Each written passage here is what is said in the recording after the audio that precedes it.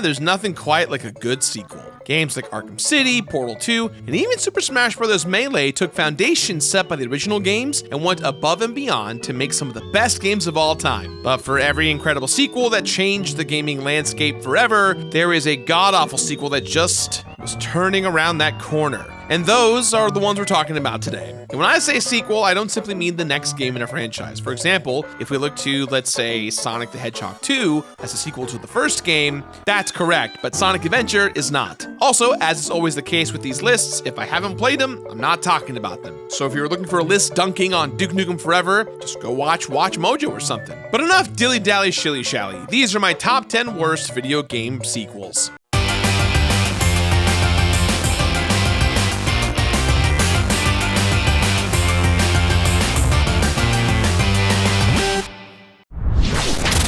Number 10.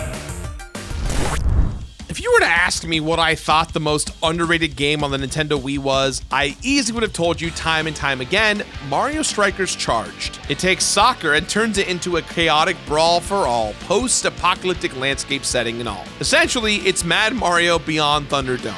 I have been hungering for a Striker sequel for well over a decade. And yet, Mario Strikers Battle League is incredibly bare bones compared to Charged. When it first was released, Battle League only had 10 characters and it lacked any real single-player component outside of your basic cups. Essentially, Battle League was a competitive online experience that Nintendo was charging at the price of a full game. And although it has gotten some updates with new characters, stadiums, and gear, it doesn't feel like a full experience. In general, Mario Strikers Battle League is here as a representative of all of the Mario sports games on the Switch so far. None of them gave me the same visceral joy that I got from previous entries and have had a drip feed of rather underwhelming additional content across the board. But I'm specifically mentioning Battle League because Mario Strikers is one of my favorite sports franchises of all time, and it stinks to see it get the shove it out and see what happens treatment that's been happening these last few years. Number 9. I tend not to play most modern multiplayer games as they're not really my speed. But even I couldn't resist the frantic charm that came with Overwatch. Fun characters and a nice balance made for a great time with friends. With the announcement of the sequel though, a lot of fans had to ask what would be so drastically different to justify a 2 at the end of the title. Unfortunately, the biggest reason for the change wasn't to better balance or expand the game, but to change the way players could be charged. Sure, moving away from loot boxes is good, but Overwatch 2 utilizes the Battle Pass model. Players who buy the Battle Pass have automatic access to characters and gear that free-to-play players need to grind out. And it takes forever, meaning if you want that edge, it's going to cost you, which is kind of scummy. Beyond these predatory practices and egregiously priced skins though, the 5v5 gameplay shift does shake up the overall feel of matches. But with an end overall reduction of maps from 1 to 2, lobby issues, and really no transparent plan as to what's to come for 2023, this feels like maybe one step forward and then we've kind of completely fallen down a flight of stairs while kind of stepping to the left, like doing a split as you're falling down the stairs. I will say though, I do remain cautiously optimistic that things can improve, and maybe, just maybe, Activision Blizzard won't just follow the money on this one. Maybe Microsoft can help. Probably not, but maybe. Number 8.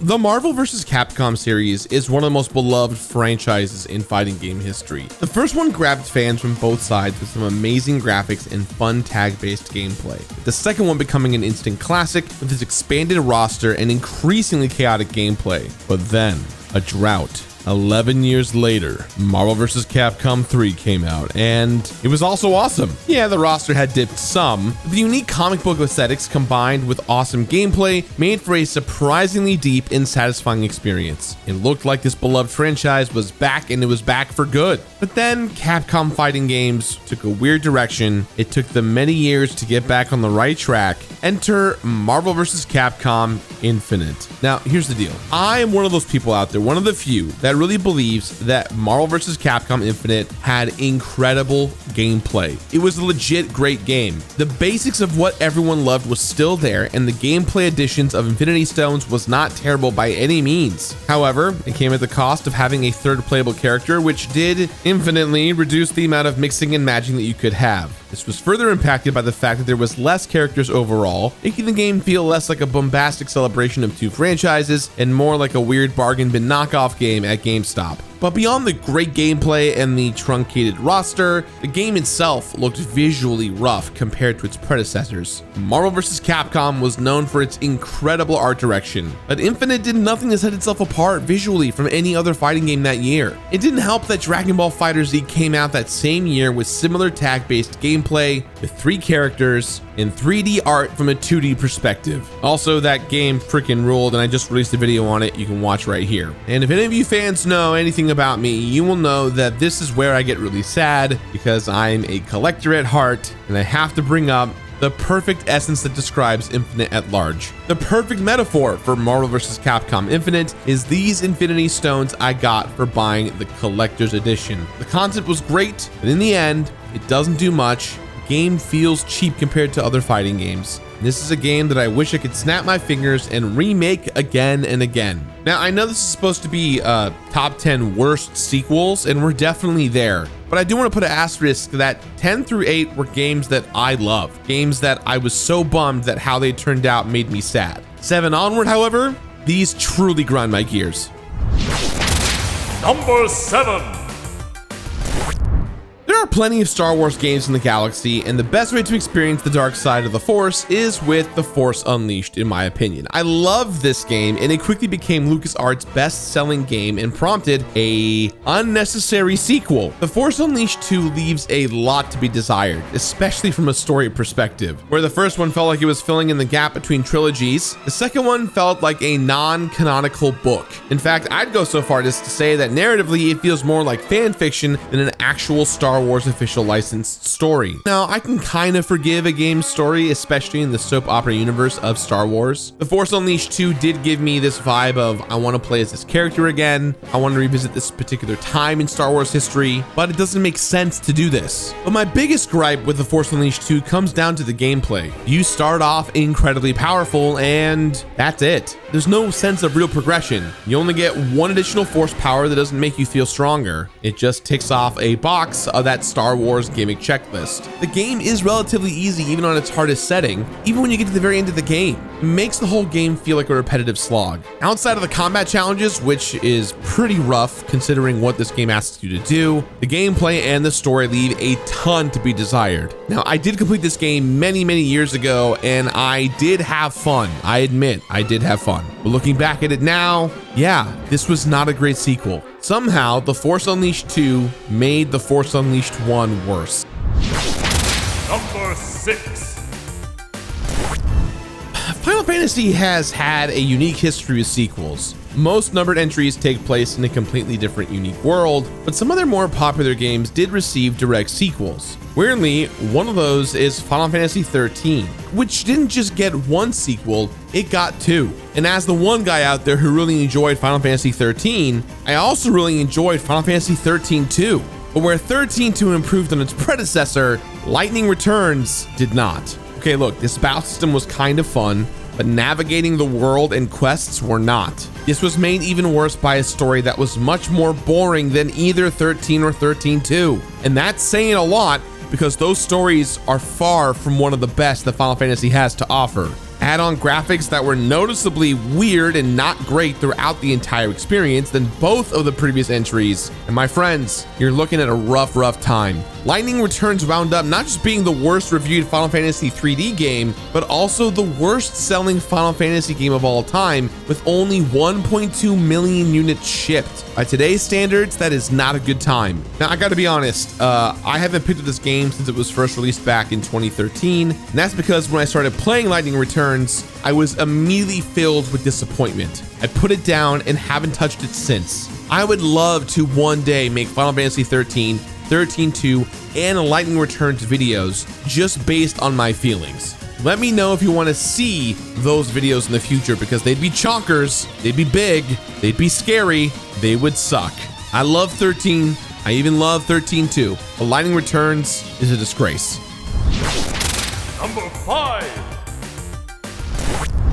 Some of my favorite games of all time are Sonic games. I had a blast with most of his 3D adventures, but a portion of my heart has always belonged to Sonic 3 and Knuckles and now Mania. It just seemed that every 2D Sonic game, in my opinion, improved better than the last one. 16 years later, and it turned out that Sega wanted to buck that trend. Sonic the Hedgehog 4, episodes 1 and 2, were Sega's attempt at getting back to the Blue Blur's glory days before people would go off just at the sight of his name. And they did get some things right, but a lot of it seemed superficial. Most of the levels had Sonic zooming through loops and off of bumpers without the player really having to do anything. Often, this would end with you careening into a death trap out of your own control. Alternatively, there were levels where you had to barely scoot Sonic around in order to navigate tricky platforming with a bad physics system.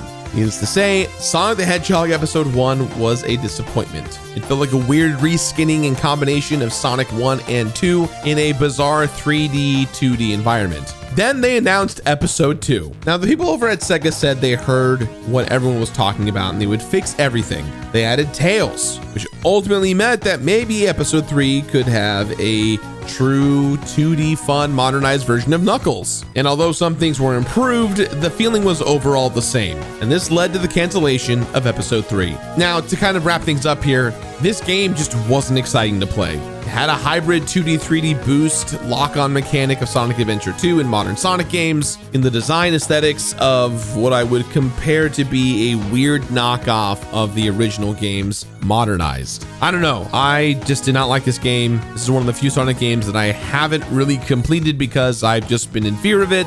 And again, if you want to see me go through it, I will give it a shot. But there is a silver lining here, as the developer originally asked to help Episode 3 was none other than Christian Whitehead. With the project canceled, he was reassigned to basically do the mobile ports of the classic Sonic games, and then he would go on to create Sonic Mania with his awesome team, which is easily my favorite Sonic game of the past decade. So even though Sonic 4 is kind of a burning hot fire mess, I am thankful that a phoenix rose from its ashes. Number 4.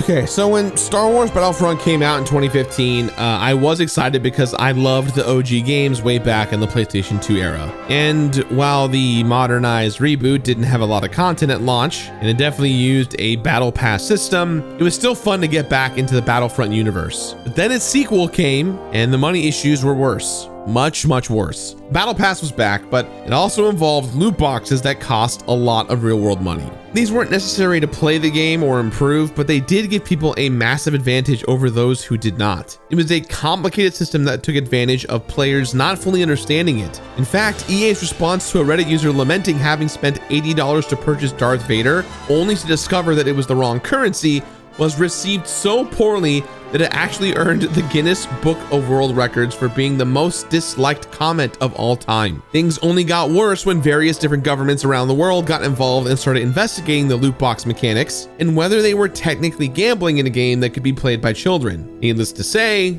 paid loot boxes were removed from the game. So I guess this isn't so much that I'm disappointed in Star Wars Battlefront 2 now, as I felt like the damage had already been done upon launch. And this was the second one, the sequel to the one that already, while it was good, no one really asked for a second one right away. Battlefront 2 came out really fast after the first one. But in the end, EA asked for you to open your wallet again and again and again. All that being said, I've got to give credit where credit is due. The developers did remove all microtransactions from this game and have been steadily adding content over the years. And that has earned them a bit of goodwill. But like I said, the damage has been done. Number 3. For any kid who touched a video game in the late 90s to early 2000s, there was nothing quite like Tony Hawk's Pro Skater. The first 4 games were masterpieces, and even the underground spin-off games were a lot of fun. Then came Tony Hawk Ride, and the public opinion plummeted. Developer Robomoto tried to bring it back with Tony Hawk's Pro Skater HD. That was mid-quality work at best. The franchise needed to get back to the glory days that was the original 4 games. So, flying through the sky, pulling a Christ air, came Tony Hawk's Pro Skater 5, and it swiftly came crashing into the ground with blood and teeth flying everywhere. Wear a helmet, kids. Tony Hawk's Pro Skater 5 wasn't just bad, it was abnormally bad. To put it plainly, the game was not finished. There were only 10 professional skaters playable at launch. The controls lagged. It was filled with bugs and glitches as far as the eye could see. And what the eye could see wasn't great because it somehow looked worse than any other PS2 game of the time. Every single level seemed to have ramps and rails randomly placed instead of building some kind of flow. Unfortunately, and I understand why, this did mark the end of Robomoto as a studio. But the Tony Hawk franchise still lives on today with the more recent and incredible Tony Hawk Pro Skater 1 and 2. Otherwise, this would have been one of the saddest endings for a franchise in video game history. Number 2.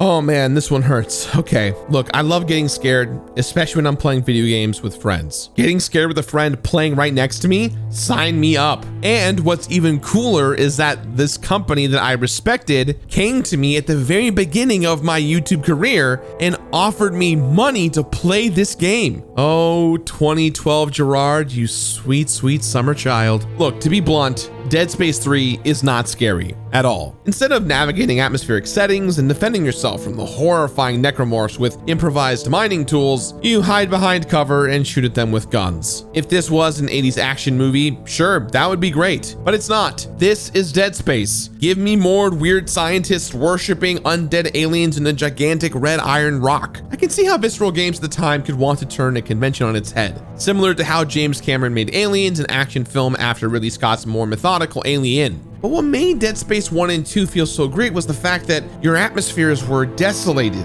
filled with indescribable horrors, battling them with whatever tools you could find or craft, each one more terrifying than the next. It gave you a sense of survival horror and dread that was unique from everything else. Dead Space 3 gave us a third-person action shooter that other games have done way better. So neither the franchise nor the genre is being appropriately elevated to warrant the drastic departure from form. And also, we haven't really talked about the elephant in the room. This is EA, which means that the money process of buying items and just getting equipables is the worst it's ever been in any other Dead Space game. The other Dead Space titles did not have any weird monetization issues like this. It's clear from the start they want you to spend real money to boost your character in this story progression based game. They did this because the cost of Dead Space 1 and 2 was so high, they needed to make their money back on the third game. And by doing so, they didn't make a proper sequel. They made this weird cash grab that just felt incredibly disjointed. No surprise that the original creators of Dead Space at this point had left. But hey, if you had said to me that in 2023 we're gonna get a remake of Dead Space 1, I would tell you you are full of crap. So here's to hoping that the reboot coming out in 2023 brings us back to what made the series great. Number 1.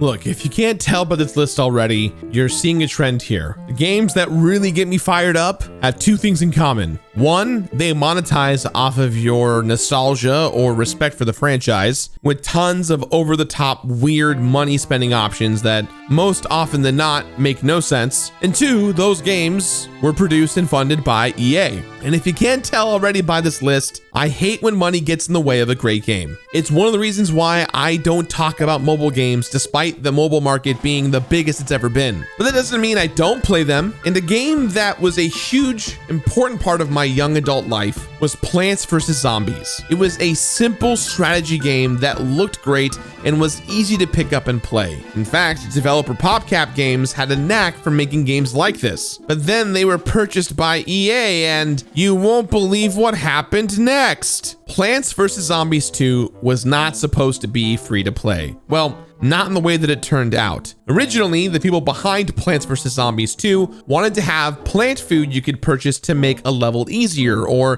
DLC packs that give the player a bunch more levels. And honestly, that's not too bad. But right when this idea was presented, EA bought PopCap and lit the whole garden aflame. Instead, Plants vs. Zombies 2 has rentable plants where you can pay money to have a plant for a short amount of time. This is some dead-ass bullshit. The game was built so that each zombie had a plant that was an easy answer for it, and now some of those plants were behind a paywall temporarily, and then it's gone again. What really gets me mad about this is Plants vs. Zombies 2, at its core, was a good game. You'll have fun playing it, but if you really want to experience the full game, you're going to have to drop a lot of money. And EA could have done what they did with Star Wars Battlefront 2 and fix this, but they won't. Plants vs. Zombies 1 was ported to every single console and mobile device known to mankind. Plants vs. Zombies 2 never left the mobile ecosystem. This game went from being a great casual puzzle-like experience to that game on your iPhone or Android where if you just look at your phone long enough, it's just going to take your money. Of course, EA would go on to make more games out of the Plants vs. Zombies franchise, but this was the end for me. PvZ2 took advantage of players, and in my mind, it still does. The whole brand has been tainted, and for me, I can't see it coming back to its full glory, especially since the Plants vs. Zombies 3 beta was received even worse. And as someone at the time who actually spent a fair amount of money, someone who tried to give this game a fair and honest shake, I walked away still seething about this game whenever anyone brings up Plants vs. Zombies. Because of that, Plants vs. Zombies 2 is the worst video game sequel that I've ever played. So yeah, those were the worst sequels I've experienced in my life so far. What are some of the sequels that you've experienced that just wrecked you? Let me know in the comments, and I don't know, go play a game that's not any of those bad things I just talked about. I'm gonna go play God of War Ragnarok, and that's the opposite of this list, guys. Get ready for it. I'm working on a big chonky Ragnarok video. It's coming, I promise. Have a great weekend.